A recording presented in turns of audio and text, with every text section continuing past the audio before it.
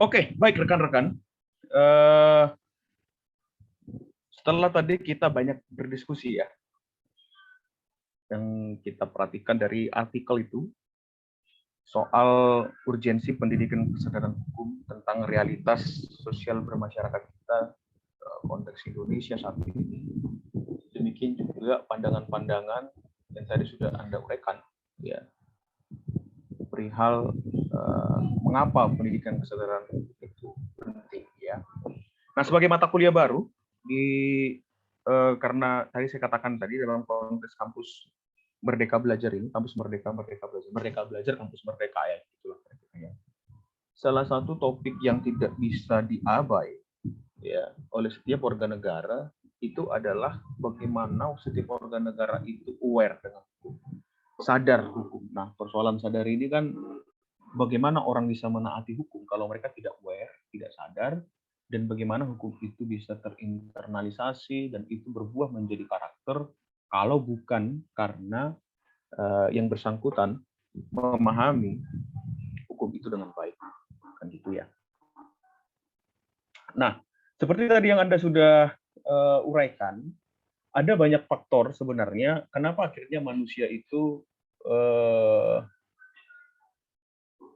mungkin bukan karena tidak mengakui hukum, tahu ada hukum, ya, tahu, paham dalam artian ya misalnya berlalu lintas, lampu merah, kalau merah itu artinya kita berhenti, kalau kuning itu hati-hati, hijau laju begitu ya. Tapi kemudian ada banyak orang yang menerobosnya begitu ya. Nah, ini jadi kontradiktif nih. Bagaimana dia tidak sadar dalam konteks awareness-nya itu bermasalah, apakah karena tidak tahu hukum atau tahu tapi memutuskan untuk tidak menaati hukum. Nah, ini yang akan kita coba gali di tengah-tengah pendidikan kesadaran hukum ini. Nah, namun sekarang saya melihat penting sekali kita sedikit mereview ulang apa hubungan antara manusia dan hukum itu sendiri dan bagaimana sebenarnya hukum itu posisinya dalam kehidupan manusia sebagai ciptaan yang paling mulia, ya kan? Nah, faktanya, kebenarannya bahwa manusia adalah ciptaan yang paling mulia. Anda, saya, dan semua manusia yang ada di muka bumi ini yang mulia. Kita punya akal. Yang membedakan kita dari makhluk lain itu ya adalah akal kita. Nah, biasanya yang punya akal, ketika dia dapat informasi, mendapatkan satu pengetahuan, maka dia akan mengelola informasi atau pengetahuan itu, lalu kemudian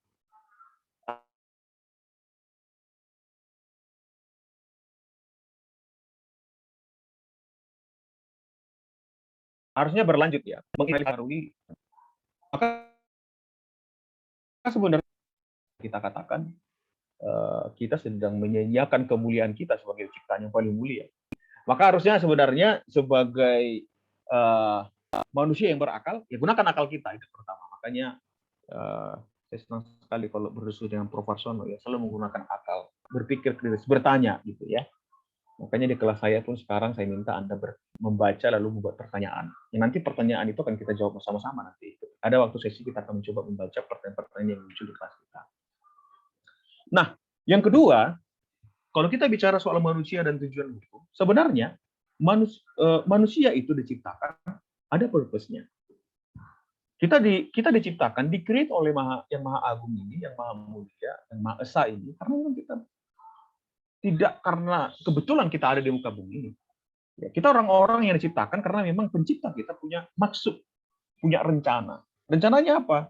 Kita hidup sesuai dengan apa yang sudah ditetapkannya, ditakdirkannya. Gitu ya. Bagaimana kita menjadi apa ya, bahwa hidup kita itu menjadi cerminan pencipta kita kan gitu ya. Ketika kita baik, harapannya orang lain akhirnya melihat bahwa Allah itu maha baik. Artinya Allah dimuliakan dari kehidupan kita. Nah, karena kita punya tujuan, sama seperti kalau misalnya teman-teman dari Surabaya ke rumah salah satu teman Anda ke Mojokerto misalnya. Anda tidak tahu rumahnya di mana, Anda tidak tahu persisnya bagaimana ke sana, maka Anda pakai Gmail, kan gitu ya. Maka perlu ada penuntun, perlu ada arah. Penuntun arah kita bagaimana kemudian kita membiarkan diri kita berjalan di tuntunan tersebut. Nah, penuntun itu yang kita bicarakan hari ini. Ya, ada hukum di sana yang bisa menjadi penuntun. Termasuk dalam hidup kita berelasi dengan Allah pun sebagai pencipta kita, dengan Tuhan, tentu ada hukum Allah gitu ya. Mana yang Allah izinkan, mana yang Allah ajarkan, mana yang Allah perintahkan, bagaimana kita harus menjalani hidup. Itu lengkap semua tuh. Ya. Nah, tapi kemudian tadi bertanya teman-teman, kok bisa Pak? Akhirnya orang Indonesia itu banyak nggak sadar hukum. Ya jelas, karena memang kita punya natur memberontak. Jadi manusia itu memang punya natur memberontak, teman-teman. Sinful nature kita itu mengabuse. Abuse apa? Mengabuse kebenaran. Karena memang sejak Adam dan Siti Hawa jatuh ke dalam dosa, yang mereka lakukan itu adalah mengabuse kebenaran. Mereka selalu kontra dengan kebenaran. Mereka kontra dengan hukum-hukum Allah. Jangan makan buah kuldi, makan dan sama mereka. Sejak itulah, mulai dari Siti Adam dan Siti Hawa itu sampai nabi-nabi seterusnya dan peradaban manusia itu banyak sekali pemberontakan. Ya, mulai dari kisah Nabi Nuh, Qabil Habil, ya kan, ya, Ibrahim, banyak orang menyembah berhala dan segala macam. Ya kan. Nah, oleh karena itulah, ya karena naturnya sebagai manusia itulah, akhirnya hukum hadir.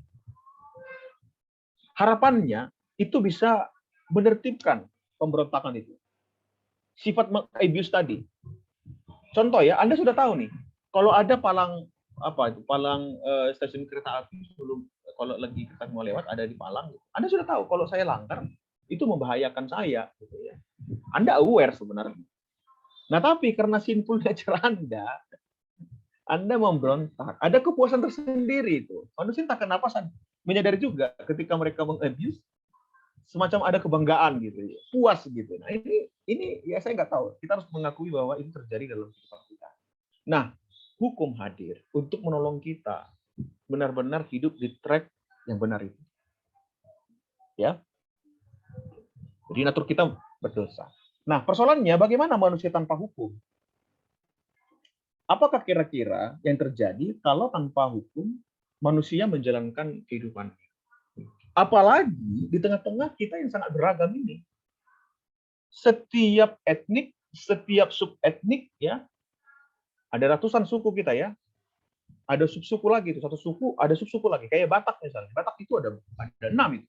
Ada Batak Toba, Batak Simalungun, ada Batak Karo, Batak Papa, Batak Mandailing, Angkola. Misalnya.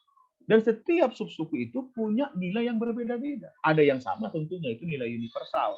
Tapi ada value yang mungkin berbeda dari suku yang lain. Gitu ya.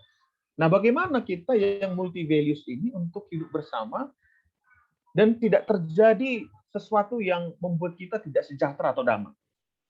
Itu yang menjadi rumusan para pemikir atau para filsafat atau para ahli hukum memahamkan kita. Hukum itu sesuatu yang tidak bisa dilekatkan, tidak bisa dilepaskan dari peradaban manusia. Ya. Nah, mengapa harus hukum? Mengapa harus ada? Paling tidak Anda ingatkan waktu Anda belajar pengantar ilmu hukum. Gustav mengatakan paling tidak ada 3 hal itu. Hukum itu harus ada jelas supaya memberikan manfaat, memberikan damai, memberikan kenyamanan, kesejahteraan di tengah-tengah peradaban manusia. Kita tahu itu dari aspek utilitisnya, kegunaannya. Kepastian dari aspek yuridisnya. Ada kepastian, tidak menggamang gitu. Dengan multi values yang ada, karena kemudian kalau Anda belajar dari hubungan antara nilai, norma, dan aturan atau perundang-undangan, kita tahu bahwa perundang-undangan itu kan konkretisasi dari nilai atau value, dari norma itu sendiri. Norma kan masih abstrak juga ya, tapi dikonkretkan dalam peraturan perundang-undangan. Nah, dengan adanya produk peraturan perundang-undangan yang sudah dinormatisasi, itu kemudian memberikan kepastian apa yang menjadi rule kita hidup bersama. Nah, yang berikutnya, keadilan. Bagaimana dari secara etis hukum ada untuk bisa menyatakan keadilan, ya. Makanya ini, ingat ini ya. Bicara hukum itu tujuannya utilitas, juridis. Ini konklusinya sebenarnya. Tapi tokoh-tokoh yang menyatakannya ya banyak seperti filsuf Aristoteles ya. Dia mengatakan bahwa tujuan hukum itu bagaimana mencapai keadilan. Persoalannya bukan keadilan yang menyamaratakan, keadilan yang distributif, keadilan yang proporsional. Bagaimana keadilan itu maksimal dinikmati oleh manusia. Kalau bicara soal hukum hadir untuk memberikan kemanfaatan, itu dikuatkan oleh salah satu ahli sarjana yang bernama Jeremy Bentham, ya, dalam teori utilitisnya, bahwa hukum itu ada untuk memenuhi perasaan hukum masyarakat. Ketika hukum itu dipenuhi, ada kebahagiaan yang muncul, ya. Dan John Austin menyatakan bahwa hukum itu ada untuk memberikan kepastian normatif dogmatif, ya. Ini dalam aspek yuridisnya, ya. Teman-teman di sini harus bisa paham dulu. Karena kalau tidak kita paham ketiga konsep ini, kita akan tidak terlalu terdorong, termotivasi untuk mengkaji nih dalam konsep negara Pancasila bagaimana membangun strategi untuk bisa membangun kesadaran hukum di Indonesia. Apa tantangan, apa yang bisa kita manfaatkan, kearifan lokal apa yang bisa kita manfaatkan untuk membangun kesadaran hukum masyarakat. Itulah subkajian yang akan kita banyak bicarakan di kelas kita ini, teman-teman. Ya, jadi lagi-lagi disimpulkan bahwa untuk ketertiban, keamanan, kebahagiaan, dan keadilan, hukum kita butuhkan. Hukum tetap relevan sampai peradaban ini berhenti. Begitu. Hukum dunia kan begitu kan. Kalau soal hukum kekal ya kita punya hukum kekal, itu hukum sebenarnya yang tentunya kita sudah yakini itu yang kasih dari Allah sendiri. Nah, kalau bicara ilmu hukum, teman-teman, Anda sudah belajar juga tuh ya. Saya hanya mengingatkan saja ketika Anda di semester 1 belajar pengantar ilmu hukum. Bicara ilmu hukum, ya, hukum sebagai ilmu, karena dia memang baik itu dari pemikiran filsafat, ya, ontologi, epistemologi, aksiologi, itu terpenuhi semua tuh. Hukum ada di sana ya. Dalam konsep ilmu pengetahuan secara epistemologi, hukum itu punya metode. Dia merupakan suatu rangkaian ilmu yang memang secara konseptual, secara metode itu bisa terstruktur sistematis, itu bisa dipelajari dengan sangat baik. Yang itu bisa memecahkan persoalan masyarakat itu sendiri. Maka kalau bicara ilmu hukum, kalau bicara soal kesadaran hukum, itu bicara soal 3 hal ini. Tentu yang pertama soal bagaimana pemahaman rakyat Indonesia atau warga negara soal hal-hal yang bersifat normatif atau norm wissenschaft, ya. Bagaimana melihat hukum itu terdiri dari serangkaian norma-norma, ya, kaidah-kaidah. Law as it is written in the book. Peraturan-peraturan yang tertulis, ya. Norma-norma yang dituangkan dalam peraturan perundang-undangan. Yang berikutnya itu bagaimana hukum itu berjalan. Tadi sudah disampaikan ya soal misalnya teman-teman kok banyak yang tidak taat, ya. Itu kan kenyataan itu dalam kehidupan masyarakat. Ilmu kenyataan hukum. Tatsasenwissenschaft, ya. Tatsasenwissenschaft ini menunjukkan bagaimana hukum itu benar-benar terlaksana di lapangan. Ya. Kalau lihat Dasein-Dasolennya itu ada kesenjangan. Nah, kita akan melihat itu nanti. Ya. Sudah melihat bagaimana hukum sebagai rangkaian norma, peraturan, sudah melihat bagaimana hukum itu berjalan, dan juga tentunya nanti akan bicara soal brief wissenschaft. Itu bicara soal konsep-konsep umum tentang hukum, entah itu bahasa hukum, konsep hukum, pengertian hukum, dan sebagainya. Ya. Jadi ini hal-hal yang menurut saya perlu teman-teman pahami di pengantar ini, ya. Contoh dalam orientasi berpikir dalam konsep keilmuan tadi saya katakan bahwa secara ontologi, epistemologi, aksiologi, harusnya setiap kita bisa melihat hukum bukan lagi satu hal. Tadi sudah saya sampaikan, hukum jangan lagi dilihat di luar. Hukum itu melekat di dalam diri kamu. Hukum itu melekat pada peradaban. Maka kalau melihat hukum itu melekat pada peradaban, maka kita harus tahu apa itu hukum secara ontologi. Hakikatnya, keberadaan eksistensi hukum itu seperti apa. Bagaimana secara metodologi? Secara metode gimana dia? Secara epistemologinya bagaimana? Bagaimana hukum itu ada? Bagaimana hukum itu berjalan? Bagaimana hukum itu memecahkan kesenjangan antara Dasein dan Dasolen? Hukum yang sudah ada, yang positivism dengan hukum yang dicita-citakan. Ya, real kenyataannya. Demikian juga bagaimana kegunaan dan kemanfaatan dari tujuan hukum. Tadi sudah kita bicarakan di awal ya, soal tujuan hukum itu. Baik dari sosial dari tujuan etisnya, utilitasnya, demikian juga dari aspek juridisnya. Nah, ini hanya review ulang saja karena saya yakin teman-teman sudah belajar hidup di pengantar ilmu hukum. Nah, kita melihat bahwa hukum itu terdiri dari serangkaian unsur begitu ya. Secara dari aspek hakikat keberadaan hukum sendiri, dia merupakan di dalam hukum itu dia merupakan kristalisasi dari value atau nilai. Tadi saya sampaikan juga di awal tadi. Nilai dasar hukum. Nilai dasar hukum itu merupakan dasar moral. Makanya ada ahli yang mengatakan hukum itu adalah pancaran moral. Ketika Anda mentaati hukum, itu diasumsikan Anda sudah menjadi orang yang bermoral. Kenapa? Karena hukum itu merupakan kristalisasi atau konkretisasi dari kebenaran-kebenaran yang bersifat kodrati dan universal. Kebenaran yang bisa diterima secara umum. Jadi walaupun multi value, paling tidak kita punya konsensus bersama, punya nilai universal, itu yang kita pegang teguh. Ya kan? Nah, terus yang kedua, itu bicara soal asas hukumnya. Bagaimana dasar pikir reflektif dari dasar moral hukum itu. Bagaimana nilai itu akhirnya mengerucut lagi menjadi asas, menjadi prinsip-prinsip umum ya, hukum. Bagaimana dia dibentuk, akhirnya dia merupakan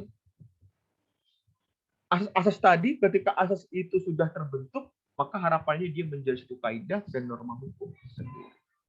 Ya. Nah, yang terakhir, yang berikutnya itu bicara soal norma yang sudah dikonkretisasi menjadi positivism norm, baik itu dalam peraturan perundang-undangan dan sebagainya. Demikian juga bagaimana kemudian nanti kita lihat, tadi sudah dikritik teman Anda. Sedih sekali, Pak. Masa para koruptor itu dihukum rendah? Sudah menyuap ini, ya. Seperti Joko Chandra misalnya. Masa hukumannya hanya sekian tahun? Sementara ada Bibi ini mencuri juga dihukum dengan hukum yang ya. Putusan hakim di pengadilan atau putusan lembaga-lembaga peradilan itu memang pesannya membuat hukum itu tidak terlalu tidak powerful lagi ya. Hukum yang jadi panglima itu menjadi tidak terlalu berpengaruh dalam kehidupan berbangsa ya. Oke. Nah, saya pikir itu sebagai bahan utama kita ketika bicara soal hukum ya, bicara soal urgensi kesadaran hukum. Kalau kita sudah paham dia kenapa harus ada, kita sudah paham kenapa manusia secara fundamental membutuhkan hukum, dan akhirnya kita harus melihat bagaimana hukum itu. Apa hukum itu? Bicara soal hakikatnya, bagaimana secara metode konseptual bisa diterima, dan bagaimana dia bisa diterima sebagai nilai. Ya. Dalam konteks ini misalnya, aksiologi dari aspek nilai ininya. Tujuan, gunaan, manfaat. Dia sebagai social order. Ya. Bagaimana dia bisa mengatur keteraturan sosial.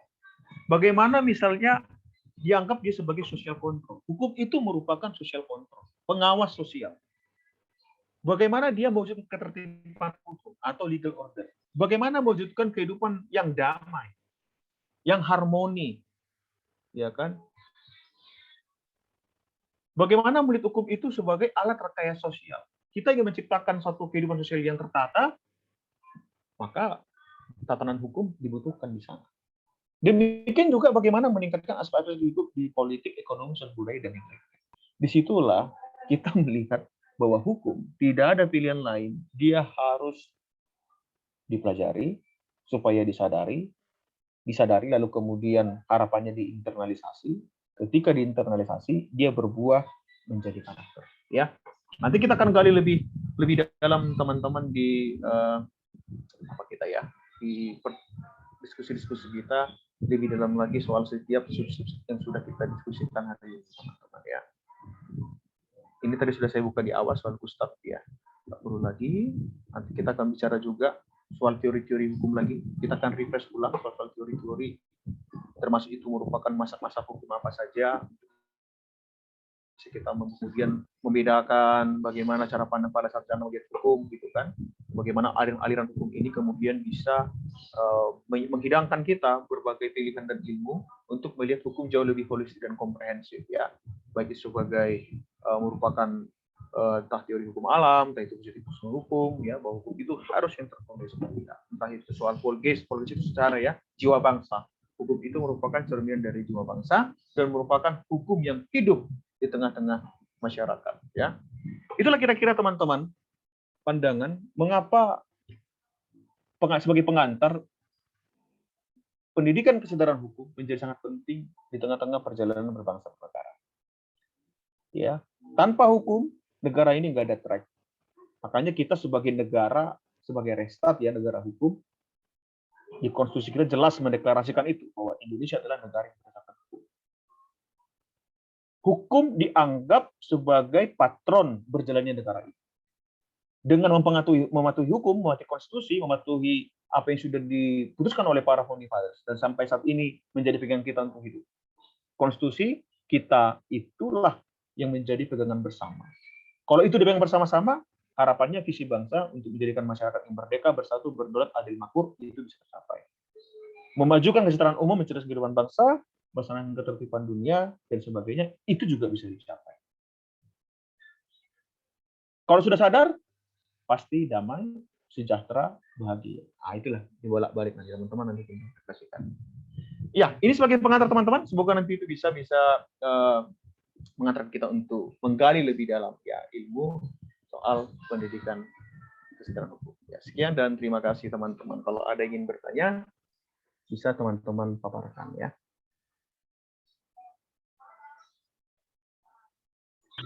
Halo Pak Iman, saya Dita. Silakan, Dit. Ya, saya izin bertanya boleh Pak Iman. Oke, sure. Oke. Selamat pagi. Selamat pagi Pak Iman.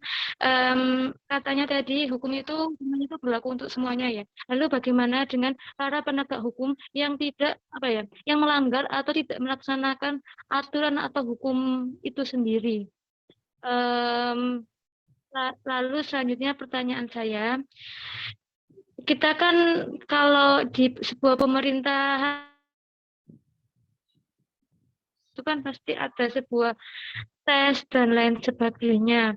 Nah, untuk bisa mengontrol mereka ini ke depannya akan taat hukum atau enggak itu, menurut Pak Iman, apa wacana yang harus kita berikan gitu loh sebelum para wakil-wakil rakyat atau para penegak-penegak hukum itu melenggang ke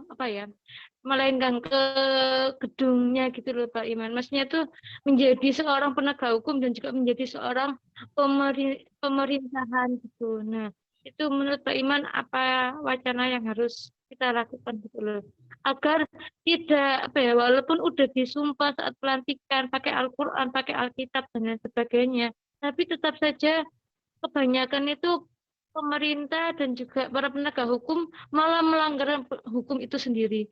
Nah, kalau begini kan hukum itu tidak ada fungsinya sama sekali Pak Iman. Terima kasih. Ya, terima kasih Dita pertanyaannya ya. Pertanyaannya bagus. Jadi itu bicara tadi ilmu kejahatan hukum ya. Bagaimana hukum itu berjalan? Hukum itu ada, sudah diterima, sudah diproduce misalnya di dapur hukum itu di lembaga legislatif, lalu kemudian legal structure kita para penegak hukum, entah itu dari polisi, jaksa, lawyer, demikian juga hakim itu kita lihat tidak betul-betul menjalankan hukum dengan baik. Ini memang dua isu yang berbeda ya. Jadi kita nanti akan bahas itu di pertemuan-pertemuan berikutnya. Kita akan identifikasi nanti kira-kira secara substansial kenapa itu terjadi. Bagaimana strategi penyelesaiannya? Itu bagian dari pembelajaran kita berikutnya ya. Kita terima kasih. Nanti coba kita pelajari lebih rinci lagi.